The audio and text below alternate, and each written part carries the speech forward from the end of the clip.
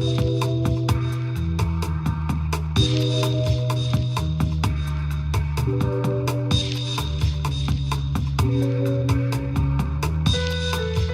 Nick Powell, reporter with City and State. Joining me on today's edition of Last Look is public advocate candidate Cathy Guerriero. Thanks for joining us, Cathy. Oh, thanks, Nick. This is fun.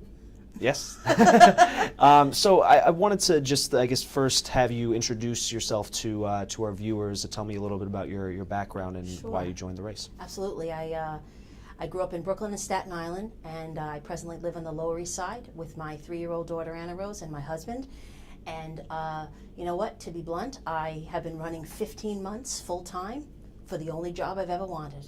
And you know, when I was 20 years old, I had a professor say, "What do you want to be when you grow up, kid?" And I told her I wanted to run the city. And she said, "Good luck with that. It would be nice if you actually knew something." Right? I mean, come on, it's funny, but it's real. And so I planned and I thought and I filled up the glass in ways that I think are commensurate with actually doing this job really, really well. And so I have a PhD in schools policy, and I teach at Columbia University and at NYU. I teach politics of schools and New York politics. I worked for 10 years very proudly for the Archdiocese of New York for Cardinal Egan. I was his director of strategic planning, and I was the associate director of the papal visit in 2008. And been working behind the scenes in politics for many, many years, and like I said, getting ready to really do this. I'm a former athlete, went to college on a basketball scholarship and played softball too, so as you could probably guess, some of this intensity comes from, you know, the heart of an athlete. I go hard, I go all day hard, all day, all the time.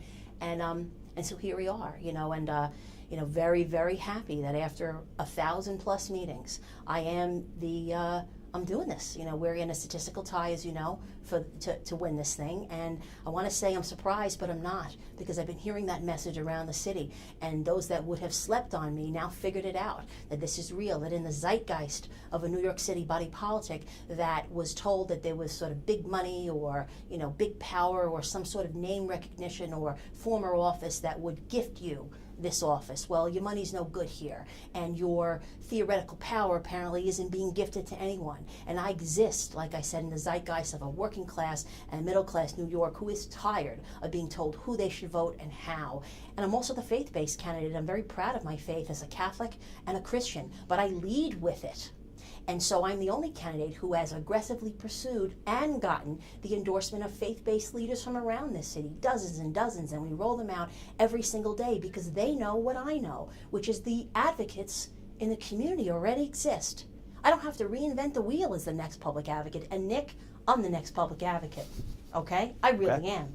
But I don't have to reinvent the wheel. These advocates exist. You know, my mother was not a politician. She was a mommy and a mother of 6, but she'd say to me, if you want to be a public servant, Cathy Lee, you serve people what they need and when they need it. Not what you think they need, and not when you're ready to give it. And so I give people what they need when they need it. And I have sought out those advocates in faith-based communities who tell me, Cathy, this is what we need in East New York, that's what we need in Harlem, this is what we need in Astoria, and that's what we need in College Point, or the Bronx, or West Brighton on Staten Island where I grew up. And I'm very proud of that. I am the most endorsed candidate in my race many times over. And that's real. And you know it's not because of my money, because I don't have any. And you know it's not because of my power, because I don't have any either. My power is borrowed, and it's borrowed on the backs of the middle class and the working class who have said, yes, she's the one. Yes, she gives us rise. She gives us a voice where there is none. This public advocate's job, can I be more passionate? This public advocate's job gives the dissenting voice the voice. It's democracy, capital D. It's real. It's real. And can you tell me a little bit about your vision for the public advocate's office should you win the election? Absolutely. So when I win this, I guess we're down to 3 months, right? Well, 40+ days till I win the primary. But, you know, we have a great idea. You'd hope I have some ideas, right? If I've been planning for 20 years, I better have something, right? And so we have this great idea to create a think tank to exponentialize the reach of the office with an additional 50 people, 50, not paid, research fellows, not interns, research fellows coming from institutions of higher education, different graduate programs, PhD, third-year law students, et cetera, that repopulate the office, repopulate my ombudsman's office. I'm supposed to be the ombudsman. How can I ombuds if I don't have a staff?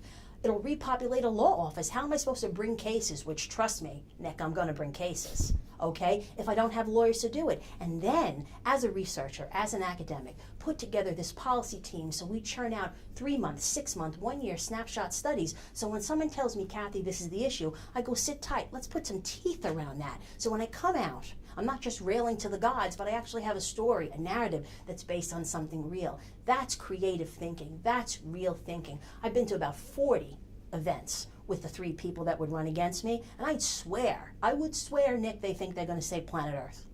They're not.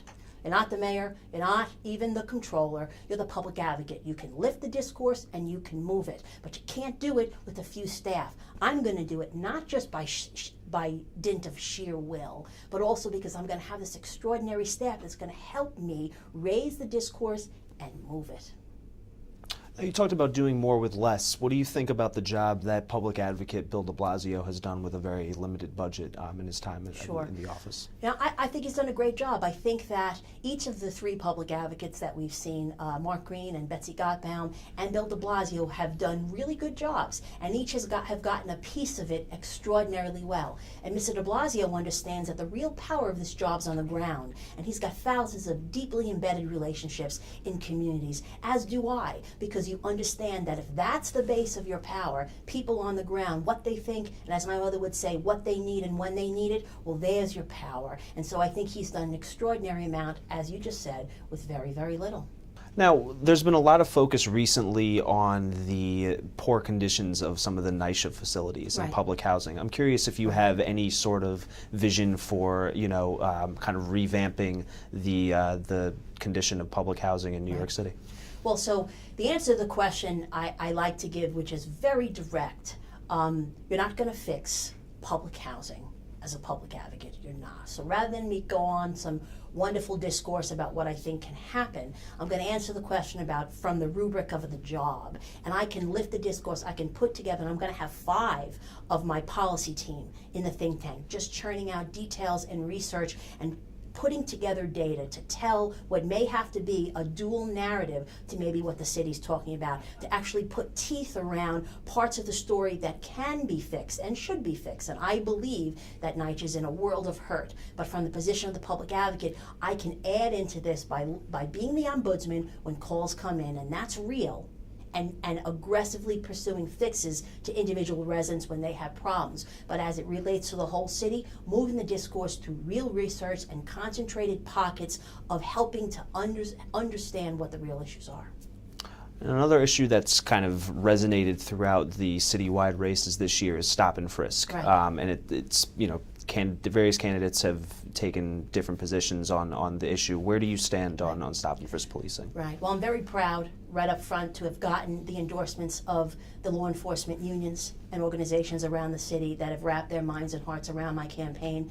And I tell you this, stop and frisk is a tool. The tool's not the problem. Some of the way that it's been implemented and some of the practical realities of how it plays itself out on the ground are. And those are things that I believe everyone in New York City, including the NYPD, are very aggressively looking to fix. But nonetheless, stop and frisk on its face is the tool. That's not the problem. The problem is the implementation. We need to up the numbers of cops, get them up to where they should be. Thousands. We're down thousands. We're down 30% of our detective numbers as well. Get those numbers back up so that these cops who are put out in the front lines, who are doing more with less and more with less training. We need to add additional training, and we need to put the numbers back up to keep the communities safe, to address the needs of the communities. And I hear it every day. These faith-based pastors are telling me what the problems are, and I am going to be, and I am the only candidate in my race who is going to bridge the gap between the real advocates in these communities who are being harmed by some of the issues, as well as the officers in New York City who are doing what I think an extraordinary job with less. Now, one of the major issues that the next administration will have to deal with is the union contracts that have been kind of outstanding for the last few years. Right. How do you see that shaking out? I mean, do you think that both sides will have to make some concessions to come to an agreement? Well, I'm sure anybody smart has to say that there are certainly got to be concessions on both sides. But I'm again going to answer the question from the perspective of what I can do as the next public advocate. And again, Nick, I'm your next public advocate. It's this. I'm the union candidate. 40, soon to be 50 unions. I'm the one. Okay, so I have the ear of the rank and file and the leadership who have said, Cathy, you're going to be our standard bearer. I believe, as I told you, this is my daddy, these are my brothers and sisters. Their contracts have to be held harmless. I also understand the next mayor is going to walk into the door on the backs of the rank and file, I'll guarantee you. And then when he walks in, it's going to be a difficult story because the money will be there or won't be there. And what is he going to do? And is he going to keep his promises? And I have to hold his feet to the fire. If all those unions don't get all their money right away because it doesn't exist, that's fine. But they're owed what they're owed. They're owed what they're owed. This is not a helping hand gift. This is what they already worked for. My father, like I say, he deferred into his compensation for 30 years. He worked his butt off for that compensation. He purchased into that pension. You keep him harmless. And that is an important construct to thinking about the future of the city. Not to mention, we are fiscally not any more viable if we diminish what these men and women do. We are not helped if they fall into the East River financially, this rank and file. And as the unequivocal union candidate, I know what they know. Keep them harmless, and I'm going to help to put teeth around the narrative that maintains that the story is in fact the real story of what they need and how we can find that money. All right, Cathy Guerriero, the New York City Public Advocate candidate, thank you for joining us today. For more editions of Last Look, visit our website at www.cityandstateny.com.